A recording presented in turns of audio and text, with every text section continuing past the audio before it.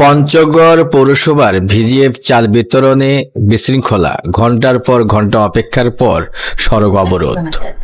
পঞ্চগড় পৌরসভার অসহায়দের জন্য ভিজিএফ এর চাল বিতরণকে কেন্দ্র করে চরম ভোগান্তি ও উত্তেজনা সৃষ্টি হয়েছে।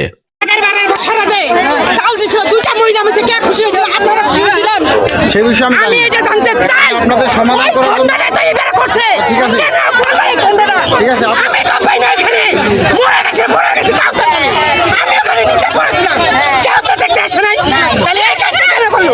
আমরা তো পাশে দাঁড়ায় কথা বলতে পারি। পৌরসভার বিভিন্ন ওয়ার্ড লিফলেট বিতরণের মাধ্যমে চাল দেওয়ার ঘোষণা দেওয়া হলেও মঙ্গলবার 17 মার্চ সকালে উপকারভোগীরা পৌরসভা প্রাঙ্গণে উপস্থিত হন।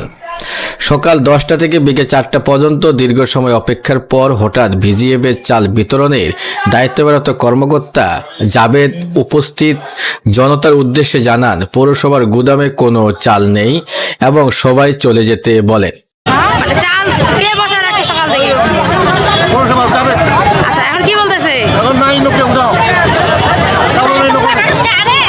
এই ঘোষণায় ক্ষুব্ধ হয়ে পড়েন অপেক্ষমান ভুক্তভোগীরা।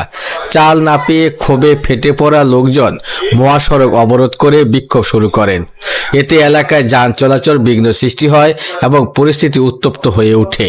পরিস্থিতি নিয়ন্ত্রণে দ্রুত ঘটনাস্থলে পুলিশ প্রশাসন উপস্থিত হয়।